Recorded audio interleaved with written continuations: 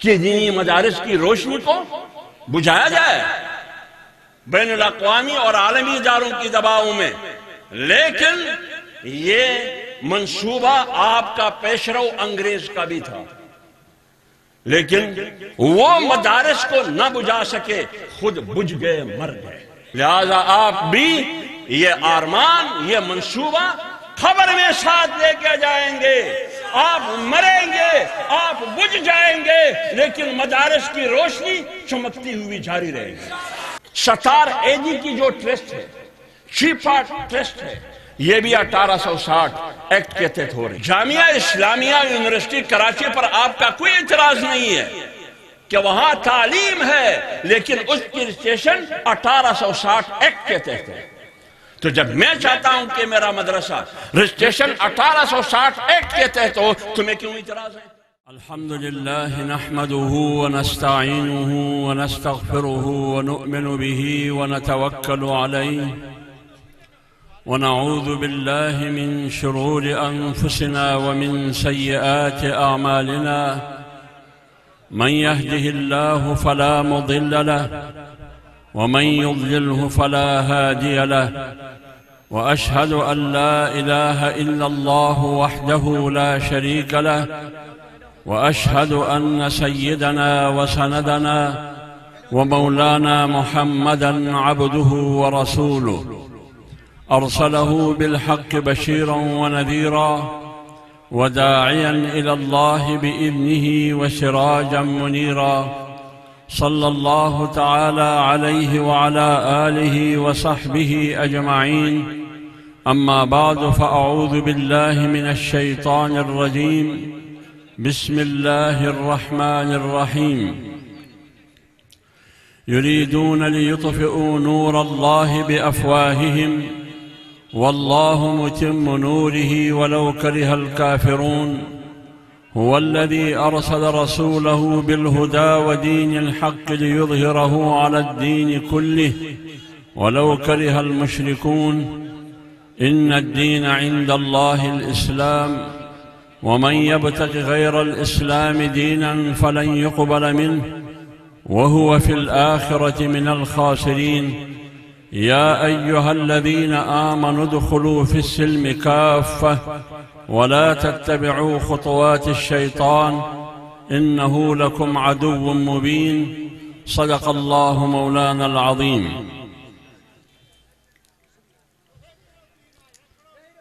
قابل قدر، قابل احترام جامعہ دارالعلوم حمادیہ کے محتمم جناب حافظ شمس الدین صاحب، سٹیج پر اکابر علماء کرام مولانا غلام اللہ حالی جوی صاحب،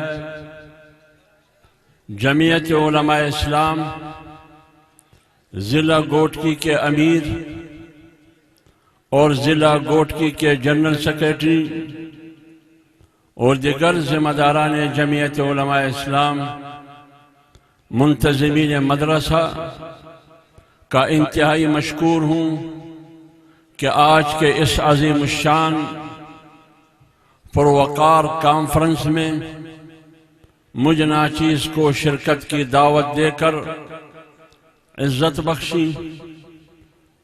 ہم اللہ رب العزت سے دست بدعا ہے کہ اللہ تعالی ان تمام دوستوں کی محنت کو، جو دین کی اشاعت کے لیے، دین کی سربلندی کے لیے، دین کی حفاظت کے لیے سر انجام دے رہے ہیں، اللہ تعالیٰ اپنے دربار میں قبول فرمائے۔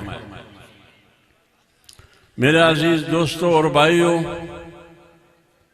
گوٹکی کے مختلف اطراف سے دین سے محبت رکھنے والے بھائیوں، مجھ سے پہلے علماء کرام نے اپنے دانش کے مطابق تقریریں کی ہوں گی۔ ہمارے لیے اور آپ کے لیے وہی خطاب کافی ہے۔ لیکن چونکہ دوستوں کی محبت نے، ان کی عقیدت نے ہمیں مجبور کیا ہے کہ آپ کے سامنے چند گزارشات پیش کروں۔ دینی مدارس،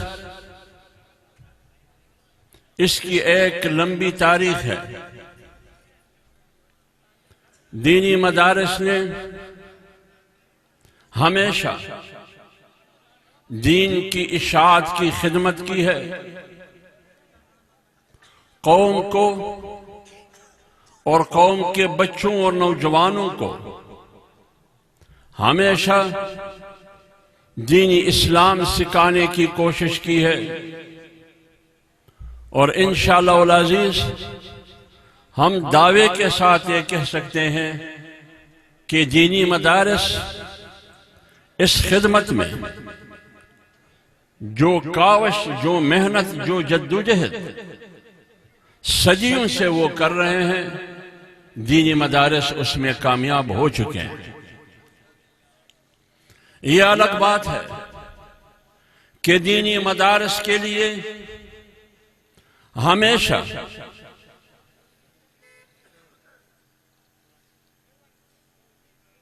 اندرونی اور انٹرنیشنلی قوتوں کی طرف سے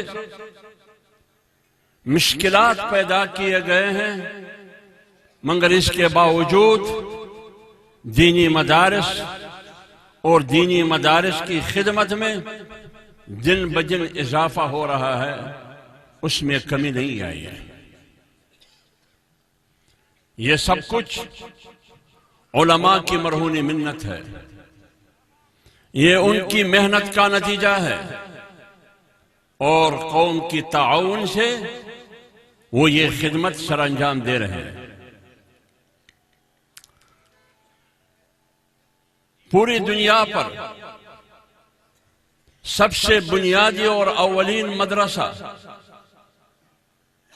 جس کی بنیاد رکھی گئی ہے وہ جناب رسول اللہ صلی اللہ علیہ وآلہ وسلم کے ہاتھوں سے مرکزی مدرسہ مسجد نبوی کی صورت میں وجود میں آیا، لیکن اس وقت بھی مدرسے کا محتمم جناب رسول اللہ صلی اللہ علیہ وآلہ وسلم تھے۔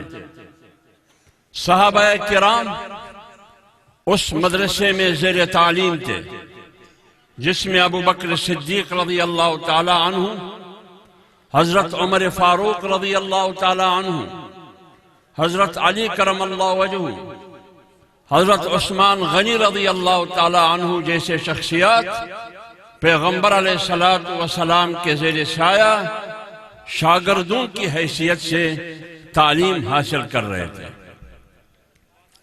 آج یہ مدرسہ جو جامعہ دارالعلوم حمادیہ ہے، یا پاکستان کے جغرافیے میں جتنے بھی مدارس ہے، یہ اس مدرسے کا تسلسل ہے۔ اس مدرسے میں کیا پڑھایا جاتا تھا اور کون پڑھاتا تھا، سیکھنے اور پڑھنے والے کون تھے، مدرسے کا نام کیا تھا؟ استاذ جناب رسول اللہ صلی اللہ علیہ وآلہ وسلم ہے، استاذ کی حیثیت ہے اس کی، مدرسے کا ناظم، مدرسے کا محتمم اور صدر مدرس اس مدرسے کا جناب رسول اللہ صلی اللہ علیہ وآلہ وسلم ہے، اور قرآن پڑھایا جاتا ہے۔ اس مدرسے میں دینی اسلام سکھایا جاتا ہے، اور شاگرد کی صورت میں تلامذہ کون تھے، اسٹوڈنٹ کون تھے، طلباء کون تھے؟ طلباء صحابہ کرام تھے۔ اور مدرسے کا نام کیا تھا؟ آج ہم مسجد نبوی کے نام سے اس مدرسے کو یاد کرتے ہیں جہاں جناب رسول اللہ صلی اللہ علیہ وآلہ وسلم وہاں موجود ہے، وہاں مدفون ہے۔ یہ مدرسہ آپ معمولی نہ سمجھے، یہ مدرسہ اسی مدرسے کی ایک کڑی ہے۔ اگر آپ کے عقیدے کے مطابق مسجد نبوی کو اہمیت حاصل ہے تو پھر اس مدرسے کی اس شاخ کو بھی اہمیت دینی ہوگی۔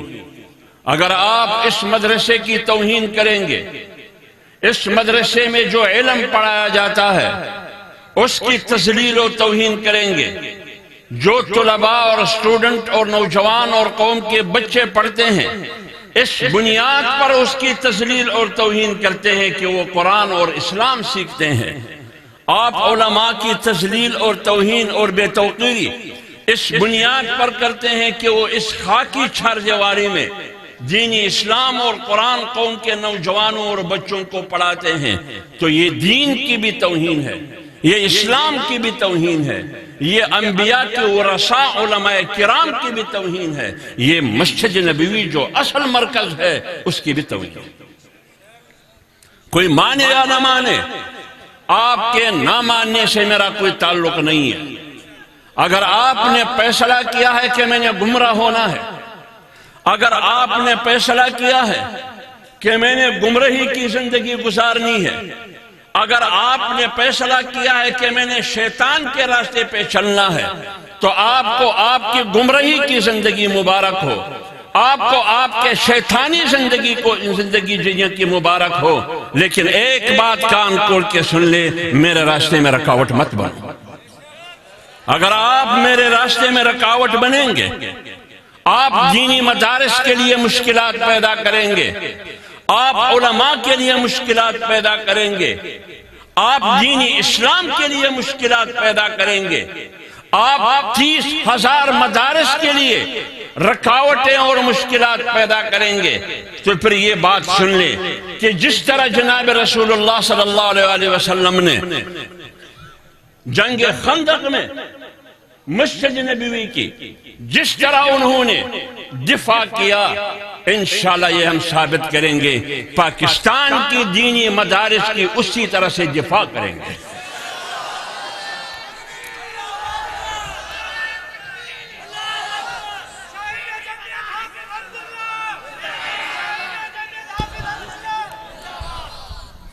کوشش یہی ہے بین الاقوامی اور عالمی سطح پر، انٹرنیشنل سطح پر FATF کے ذریعے، IMF کے ذریعے پاکستان میں 77 سال سے جو حکمرانی کرتے چلے آ رہے ہیں، یہ نمک حلالی کرتے ہیں انگریزوں کی، یہ نمک خور آج بھی اس کی نوکری کرتے ہیں اور اس کی جاسوسی کرتے ہیں، اس کے کہنے پر، انہی اداروں کے کہنے پر مدارس پر دباؤ ڈالتے ہیں۔ نعرہ تکبیر! مدارس پر دباؤ ڈالتے ہیں۔ جو لوگ مدارس سے تعاون کرتے ہیں، مالی مدد کرتے ہیں، صدقے کے ذریعے، خیرات کے ذریعے، زکوٰۃ کے ذریعے مدارس کو آباد اور زندہ رکھنا چاہتے ہیں، اس تعلیمی روشنی کو چمکتا ہوا دیکھنا چاہتے ہیں، اس پر بھی دباؤ ڈالنے کی کوشش کی جا رہی ہے مختلف ایجنسیوں اور اداروں کے ذریعے کہ آپ دینی مدارس کی مالی مدد کیوں کرتے ہیں؟ کیوں کرتے ہیں دینی مدارس کی مالی مدد؟ دینی مدارس میں جا بجا ہمیشہ مداخلت کی جا رہی ہے۔ یہ مشکلات آج کی نہیں ہے، یہ ایک تاریخی تسلسل ہے۔ جناب رسول اللہ صلی اللہ علیہ وسلم کی اس زمانے میں نیشنل اور انٹرنیشنل، قومی اور بین الاقوامی، ملکی اور بین المللی سطح پر پیغمبر پر دباؤ تھا۔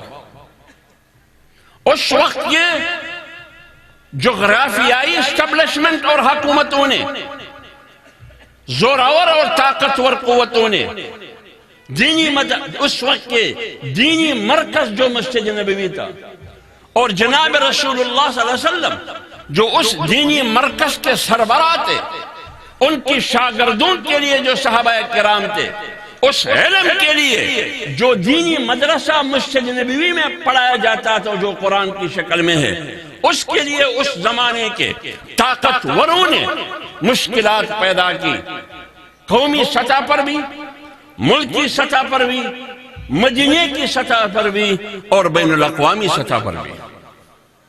لیکن آپ بتائیے جناب رسول اللہ صلی اللہ علیہ وسلم اپنے موقف سے ایک قدم پیچھے ہٹا نہیں ہٹا۔ انہوں نے دینی مدرسے پر جو مسجد نبوی کی صورت میں مدرسہ تھا، انہوں نے اور ان کے طلباء صحابہ کرام نے اس دینی مدرسے پر بین الاقوامی اور قومی اور ملکی شیطانی طاغوتی قوتوں کے ساتھ کمپرومائز کیا؟ بالکل کمپرومائز نہیں کیا۔ لہٰذا ہم اس پیغمبر کے روحانی اولاد ہیں، دینی مدرسے پر کسی قسم کی کمپرومائز آپ کے ساتھ نہیں کریں گے۔ دینی مدرسے کی تحفظ، دینی مدرسے کی چوکیداری، یہ میری ایمان کی ذمہ داری ہے، یہ میری موت اور زندگی کا مسئلہ ہے۔ دینی مدرسے کی تحفظ میری موت اور میری زندگی کا مسئلہ ہے۔ دینی مدرسے کے لیے میں مر مٹنے کے لیے تیار ہوں، جان دینے کے لیے تیار ہوں۔ یہ کوئی ڈرامہ تھیٹر نہیں ہے۔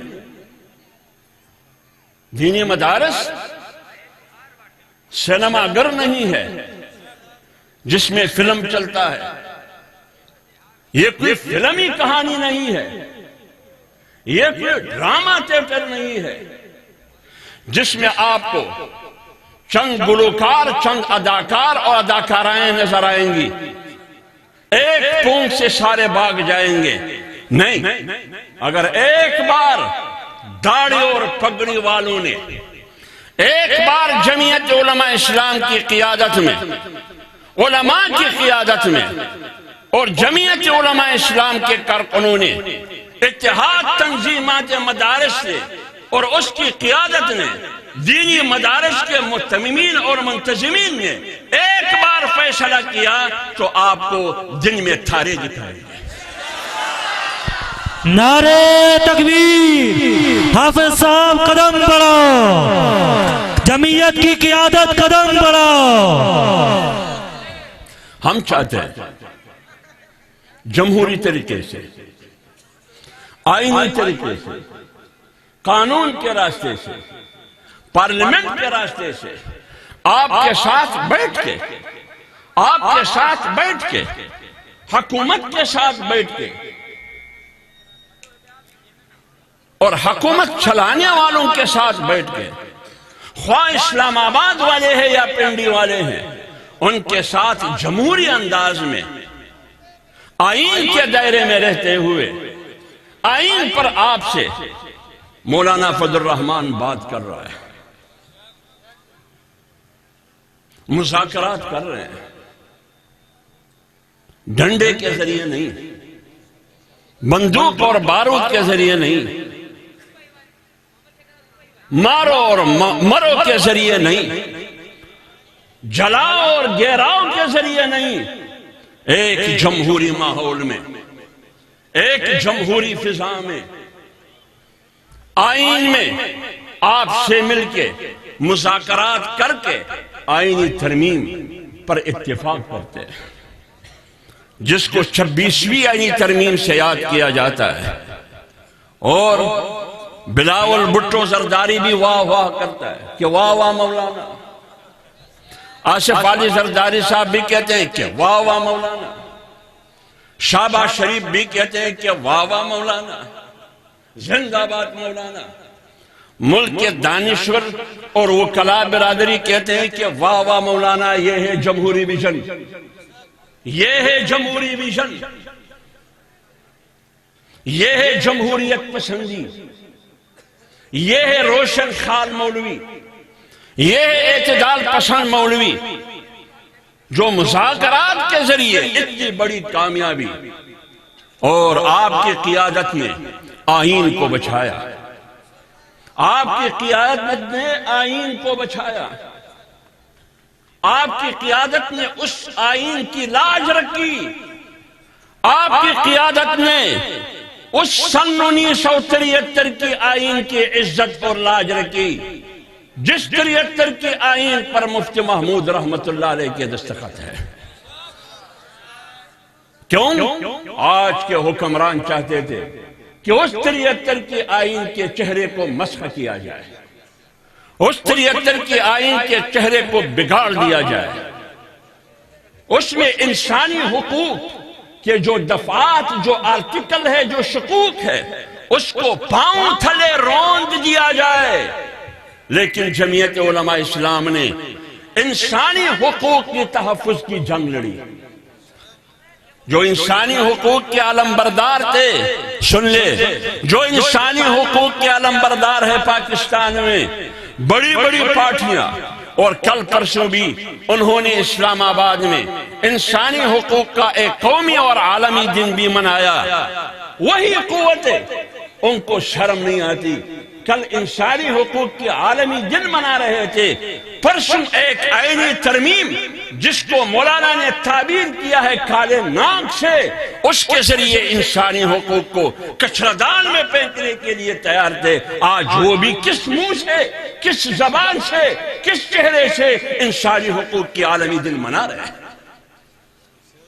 انسانی حقوق کی تحفظ تو میں نے کی، آپ تو آئین کے آرٹیکل 1 کو غیر مؤثر بنانا چاہتے تھے، ان کی حیثیت کو ختم کرنا چاہتے تھے۔ اس آئین کے آرٹیکل 8 جس میں انسانی حقوق کے تحفظ کی ضمانت دی گئی ہے، آپ تو اس کو ختم کرنا چاہتے تھے، مولانا نے بچایا۔ اور اس کے ساتھ ساتھ ہم نے دینی مدارس کی رجسٹریشن کی بل کے حوالے سے بھی حکومت سے مطالبہ کیا کہ دینی مدارس کی رجسٹریشن عرصہ دراز سے تعطل کا شکار ہے۔ دینی مدارس کی رجسٹریشن نہیں ہو رہی، ان کے بینک اکاؤنٹ نہیں کھول رہے، ان کو ایجنسیوں کے ذریعے تنگ کیا جاتا ہے، بیرونی ممالک سے جو طلباء آتے ہیں ان کو ویزے نہیں ملتے۔ لہذا مہربانی کرے یہ بل بھی پاس کر لیں، دینی مدارس کی رجسٹریشن کی بل ایکٹ کی صورت میں، قانون کی صورت میں یہ بھی پاس کرے۔ تمام پارٹیوں نے اتفاق کیا، پیپلز پارٹی نے، پیپلز پارٹی پارلیمنٹرین نے، کیوں؟ پیپلز پارٹی کے سربراہ بلاول بھٹو زرداری ہے، اس نے بھی اتفاق کیا۔ پاکستان پیپلز پارٹی پارلیمنٹرین کے سربراہ اشرف علی زرداری ہے، انہوں نے بھی اتفاق کیا، دینی مدارس کی رجسٹریشن کی بل پر اتفاق کیا۔ میاں نواز شریف نے بھی اتفاق کیا، میاں شہباز شریف نے بھی اتفاق کیا۔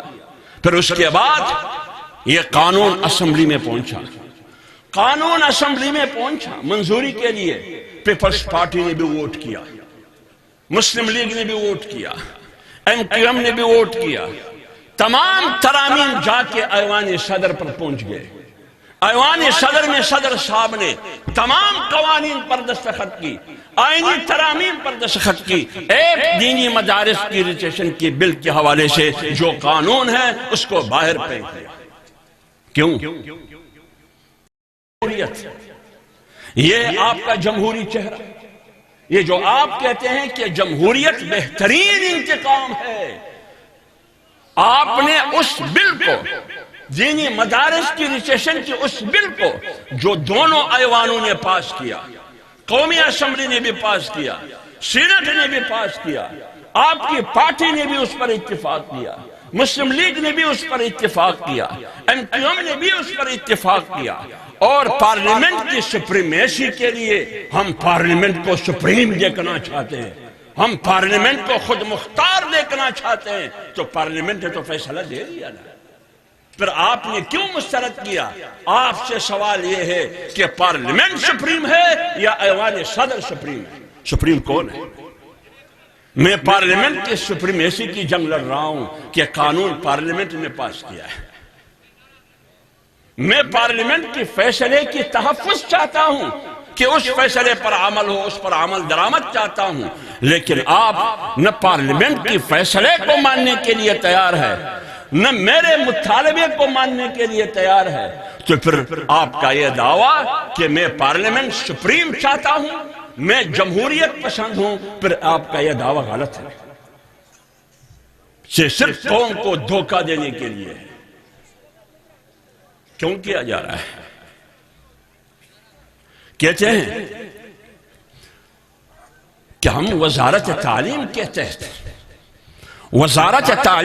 تحت مدارس کو لانا چاہتے ہیں، وزارت تعلیم کے تحت دینی مدارس کا تعلق ایجوکیشن سے ہے، تعلیم سے ہے، لہذا یہ وزارت تعلیم کے انڈر کنٹرول ہونا چاہیے، اس کے ماتحت ہونا چاہیے۔ عام لوگوں کو ورغلانے کے لیے آپ یہ بات کرتے ہیں کہ وزارت تعلیم کے تحت دینی مدارس ہونی چاہیے، جب آپ کو یہ لگ رہا ہے کہ دینی مدارس چونکہ تعلق تعلیم سے ہے وزارت تعلیم کے ماتحت ہونا چاہیے۔ جب 2023 میں پی ڈی ایم کی حکومت تھی، اس وقت یہی قانون ہم پاس کر رہے تھے، اسمبلی میں خواندگی کے لیے بھی آیا، 2 خواندگی بھی ہوئی، پھر کس نے روک دیا؟ اسمبلی میں منظوری کے لیے 2 خواندگی بھی ہوئی، پھر کون سی قوت تھی جو ان خواندگیوں کو بیچ میں روک لیا؟ بتائیے، ورنہ ہم بتائیں گے۔ شہباز شریف اس وقت وزیر اعظم ہے، پیپلز پارٹی بھی پی ڈی ایم کی حکومت میں ہے، مسلم لیگ بھی پی ڈی ایم کی حکومت میں ہے، جمعیت علماء اسلام بھی پی ڈی ایم کی حکومت میں ہے، سب نے اس پر اتفاق کیا کہ دینی مدارس کی رجسٹریشن کے بل کو ہم پاس کریں گے۔ خواندگی کے لیے اسمبلی میں پیش ہوا، 2 خواندگی ہوئی، بیچ میں فون کس کا آیا، بیچ میں میسج کس کا آیا کہ آپ نے اس خواندگی کو روک دیا؟ اس کو کہتے ہیں ڈرپوک، اس کو کہتے ہیں کیا؟ ڈرپوک۔ ہم ڈرنے والے نہیں ہیں، مسلمان ڈرتا نہیں ہے۔ جب مسلمان مولوی ہے اس کی ڈکشنری میں ڈر مر نہیں ہے، اس ڈکشنری میں صرف اور صرف موت ہے، ڈرنے کا تصور ہی نہیں ہے۔ بتاؤ کس نے روک لیا آپ کو؟ وہی بل جو 2023 میں پارلیمنٹ میں پیش کیا گیا، وہی بل 2024 میں 26ویں یعنی ترمیم کے ساتھ اسی بل کو اسمبلی سے پاس کیا گیا، اسی بل کو سینٹ سے پاس کیا گیا، اسی بل پر انہی پارٹیوں نے اتفاق کیا جو 2023 میں اتفاق کر چکے تھے، پھر کیوں روک لیا؟ بتاؤ کیوں روک لیا آپ نے؟ کس کی دباؤ میں؟ بیرونی دباؤ میں، مغرب اور امریکہ کی دباؤ میں آپ نے روک لیا۔ کیوں روکا آپ نے؟ میں دینی مدارس کی رجسٹریشن کرنے کے لیے تیار ہوں، میں چیخ رہا ہوں کہ میرا مدرسہ رجسٹر کرو، میں چیخ رہا ہوں کہ میرے مدرسے کے بینک اکاؤنٹ کھول دے۔ آپ نے وعدہ کیا، آپ نے بینک اکاؤنٹ نہیں کھولنے نہیں دیتے۔ میں کہہ رہا ہوں کہ آئیے سال میں میری مدرسے کی قوائف اکٹھے کر کے لے جائے۔ یہ ساری میں مان رہا ہوں، یہ بھی میں مان رہا ہوں کہ عصری تعلیم کیا چاہتے ہیں، کون سے مضامین آپ چاہتے ہیں کہ دینی مدارس میں ان کو پڑھایا جائے۔ مطالعہ پاکستان پاک سٹڈیز مدارس میں پڑھایا جاتا ہے، معاشرتی علوم پڑھایا جاتا ہے، اردو اور انگریزی، حساب، میتھ، ریاضی پڑھایا جاتا ہے۔ اب تو دینی مدارس نے یہ شرط لگایا ہے کہ میٹرک کا پاس کردہ طالب علم کو مدرسے میں داخلہ ملے گی، ورنہ داخلہ نہیں ملے گی۔ یہ فیصلہ کیا ہے، تو پھر آپ کیا چاہتے ہیں؟ آپ چاہتے ہیں کہ انتہا پسندی دینی مدارس سے پیدا ہوتی ہے۔ جھوٹ۔ پھر بھی میں نے مان لیا کہ دینی مدارس کے ذریعے جن مضامین پر آپ کا اعتراض ہے کہ اس سے انتہا پسندی پیدا ہوتی ہے، ہمیں بتائیے، ہم ان مضامین کو مدرسے میں نہیں پڑھائیں گے، ان رسالوں اور لٹریچر کو مدارس میں نہیں پڑھائیں گے۔ تو جب یہ ساری شرائط میں نے مان لی، پھر کیوں روک لی رجسٹریشن کو؟ دال میں ضرور کچھ کالا ہے، آپ مجھے وزارت تعلیم کے ماتحت لانا چاہتے ہیں تاکہ میں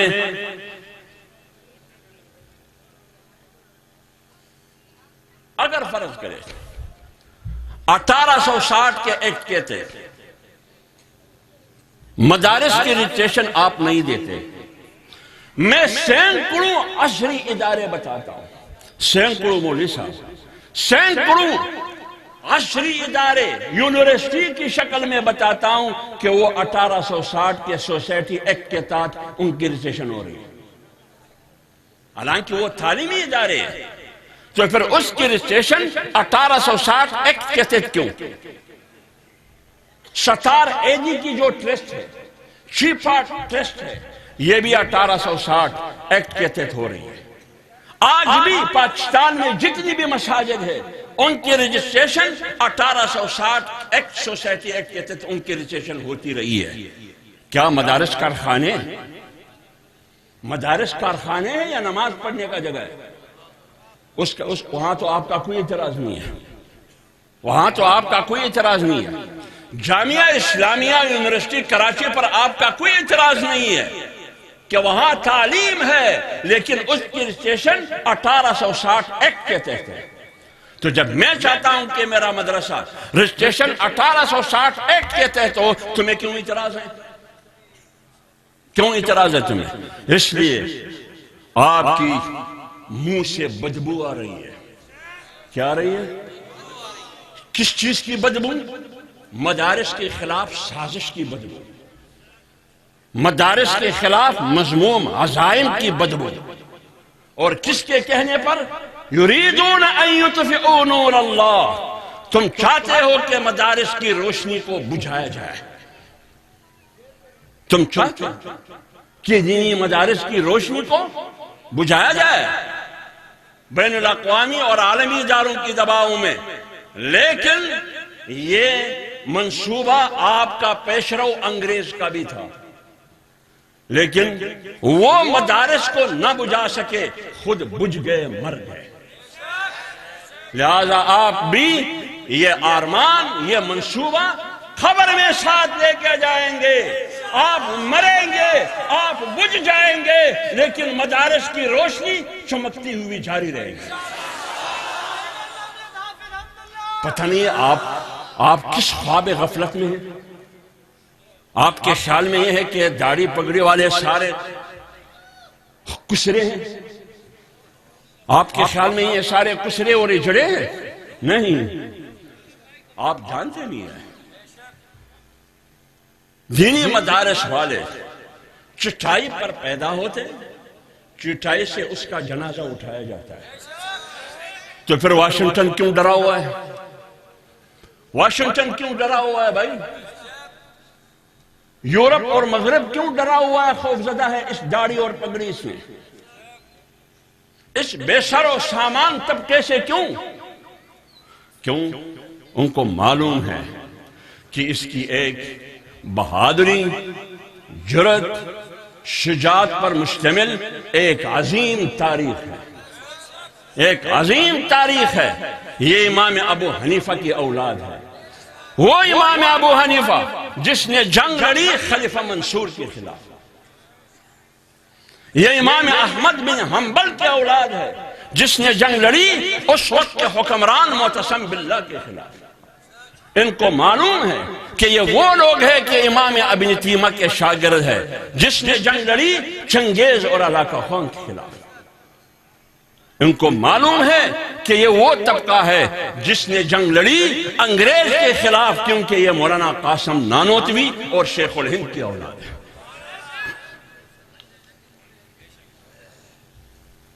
یہ مولانا گوری کی اولاد نہیں ہے۔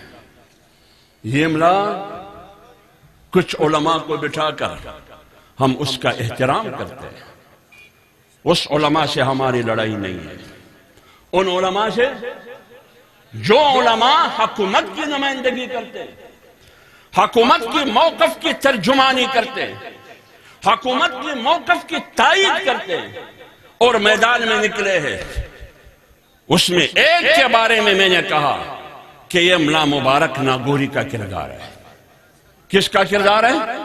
نامبارک ناگوری کا کردار ہے۔ نامبارک ناگوری اپنے زمانے میں اس زمانے کے ظالم حکمران کے ساتھ وہ اور ان کے بیٹے ان کے دائیں بائیں بیٹھ کے دین کے خلاف سازش کرتے رہے، دین کے خلاف مولوی کی شکل میں۔ ان کے بیٹے بھی مولوی تھے، وہ بھی مولوی تھا، مولوی کی شکل میں وہ اس زمانے کے ظالم حکمران کے دائیں بائیں بیٹھ کے دین کے خلاف سازش کرتے رہے، اس حکمران سے مل کے دین کے خلاف سازش کرتے رہے۔ آج کیا ہو رہا ہے؟ ہم آپ سے لڑائی نہیں لڑنا چاہتے میرے بھائی،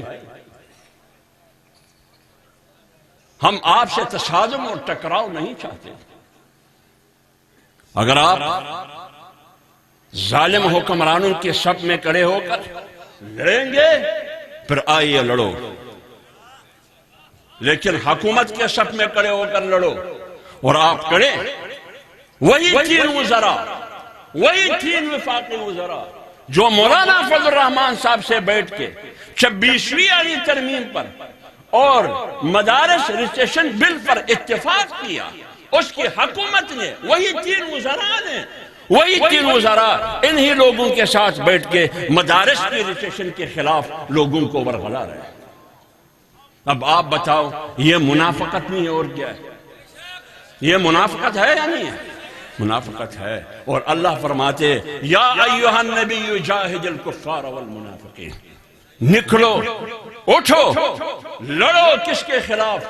دین دشمن قوتوں کے خلاف، وہ کافر ہو یا منافق کی شکل میں اپنے آپ کو مسلمان کہنے والے ہو، لڑو ان کے خلاف۔ انشاءاللہ العزیز ہم لڑیں گے، ہم لڑیں گے اور بھرپور لڑیں گے اور پرن پچ پر لڑیں گے، بھاگیں گے نہیں، بھاگیں گے نہیں، پیچھے نہیں ہٹیں گے، جیل جانے کے لیے بھی تیار ہے، پھانسی پر چھلنے کے لیے بھی تیار ہے، مرنے کے لیے بھی تیار ہے، لیکن دینی مدارس آپ کے حوالے نہیں کریں گے۔ جو ہم چاہتے ہیں وہی آپ نے کرنا ہوگا، جو ہم چاہتے ہیں وہی آپ نے کرنا ہوگا، اور انشاءاللہ العزیز آپ گواہ رہے اللہ کے سامنے ہم اس جنگ کو اختتام تک کامیابی کی صورت میں پہنچ جائیں گے۔ وما علینا الا البلاغ۔